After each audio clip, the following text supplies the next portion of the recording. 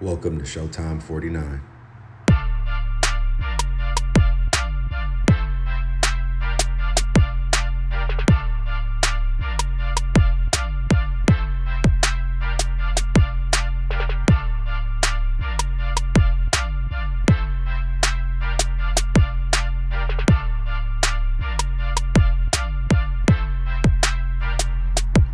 Welcome to Showtime 49.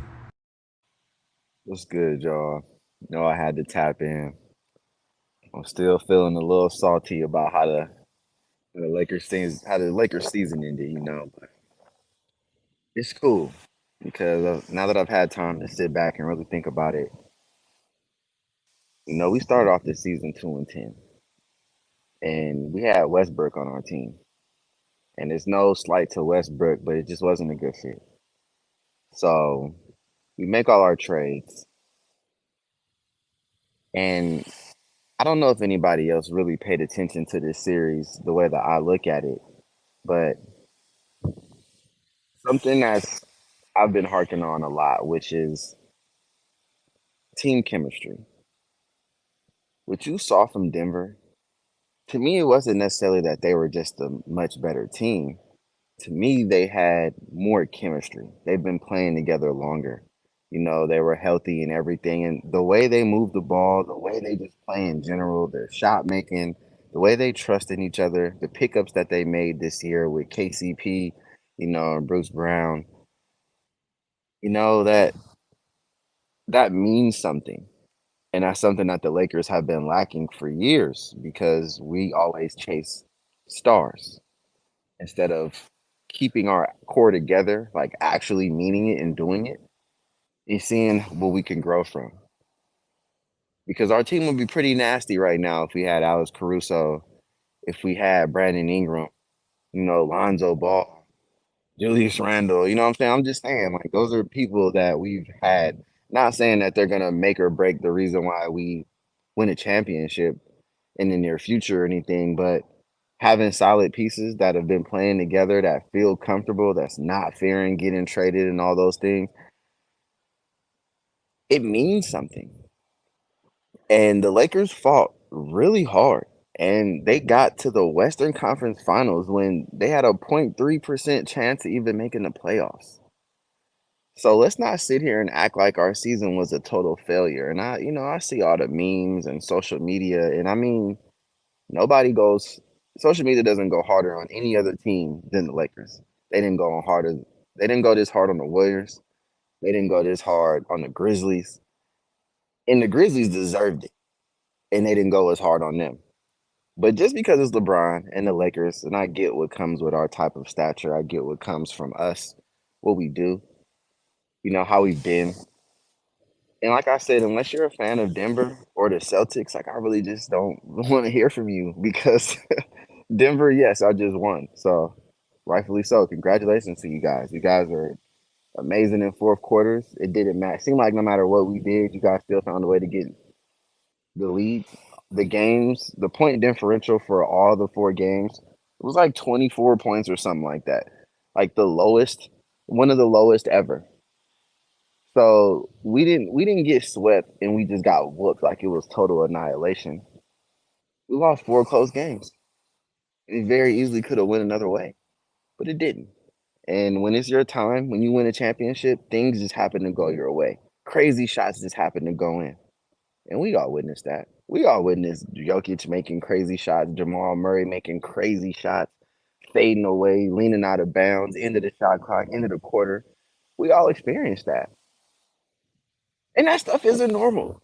But when those things are going for you, you tend to find yourself in a good place, like the NBA Finals, and probably with an NBA Finals trophy. You know what I'm saying? So I totally get what just went on with us. I understand. And I know I can get into depth about the players and who played what and how good they did. But honestly, that's not what I'm here for today.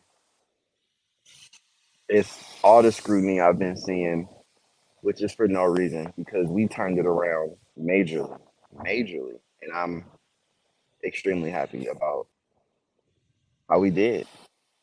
Now, my background. It looks like I'm chilling with the Lakers, like chilling in Cancun somewhere, and all that. Might as well say that, but no. But yeah, I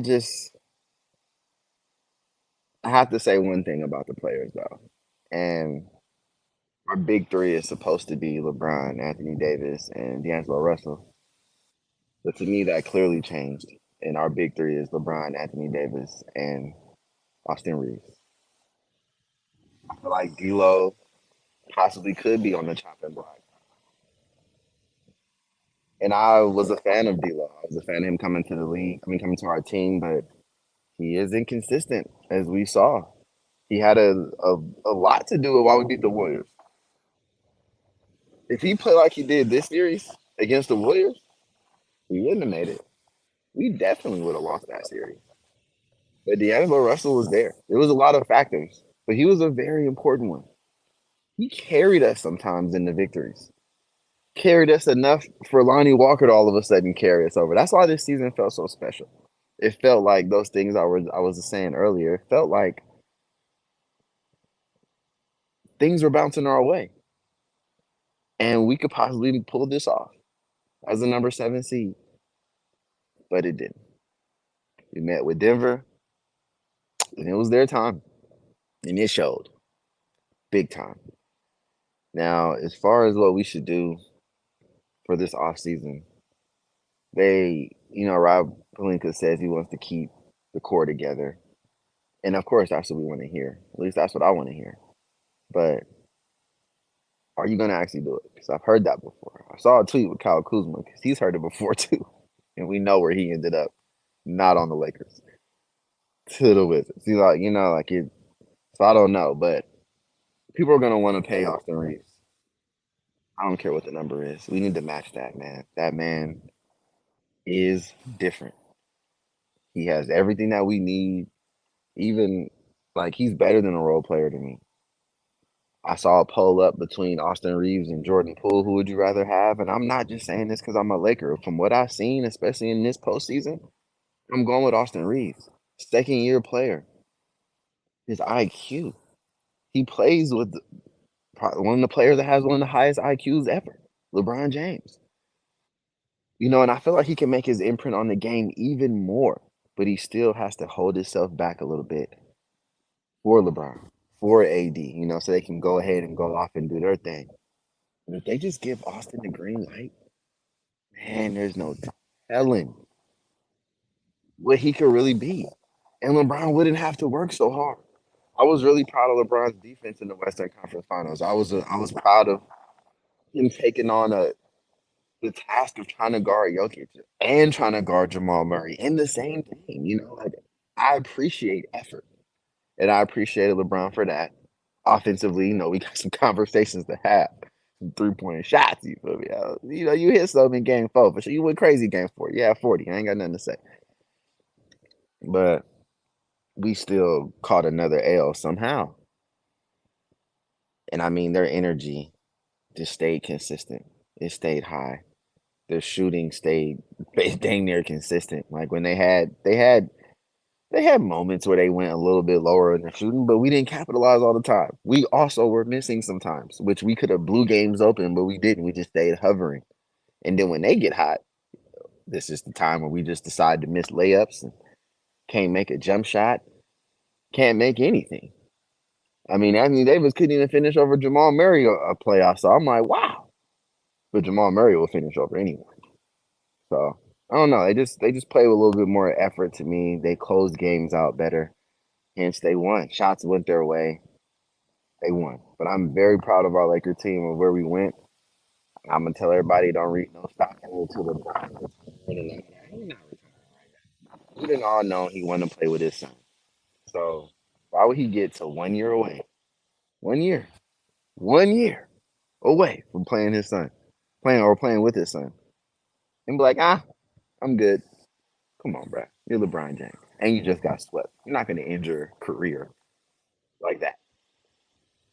Absolutely not. Absolutely not. You can't even call yourself the GOAT and end your career off getting swept. Now I know it's a lot of other factors that go into everything. I understand. But at the end of the day, You do not want your last game and you have 40 in the L, and it was the L, and y'all got swept in the Western Conference Finals. You're great. You can do better. You can have a better ending, should I say? But you need help, clearly. But I don't think too much. I like what we did in the second half. I think there are some players that we can get rid of, like D'Lo, maybe a Vanderbilt. I don't know what we do with Schroeder because he was very helpful. His defense was amazing in the postseason.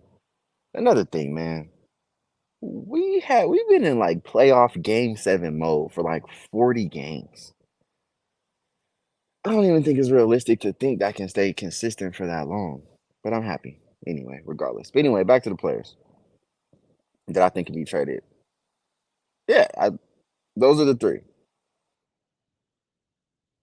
But it's got to be significantly getting better. And I like what Shooter did, honestly. So I would keep Shooter coming off the bench. But D'Lo, I don't know, man. I just didn't like what I saw in the Western Conference Finals. He's, I mean, the bro couldn't hit 15 points one time. So I mean, what are we really doing? We need some consistency at that point guard position. Now, if the Blazers want to go on ahead and acting like they don't want Dame, I will gladly take my boy. I hear all these rumors about Kyrie, and I feel like it might be in the same situation as Westbrook now if we had Kyrie. Because yeah, he's a bucket getter and he can't be stopped and he can give you 30, 40, 50 piece out of nowhere. I understand. I do. And if we had Kyrie over D'Angelo right now, we probably would have won more games because all we needed was a little bit more points. Defensively, he's a liability, and so is Angelo Russell. So that's the difference with Shooter. He lock up on the defensive end. That's the difference. So we'll see what's out there. Like I haven't done too much deep digging into who our point guard could possibly be if we make trades, what sounds good or anything like that. I'm about to soon, but my daughter just graduated from the 8th grade and is on her way to high school. We out here celebrating. So I just had to take some time to come chat with y'all, talk about how I feel about our Laker team in general as a whole, and just kind of addressing some of the memes and some of the narratives that's out there that I think are completely false. So I'm still gonna be tapping in with y'all. You feel me? It's Lakers till I die. I'm still gonna be covering the Niners as well. It's a lot of stuff going on that range. Oh my goodness! But we'll get into that another time. But y'all, I'll holla at y'all on the next one.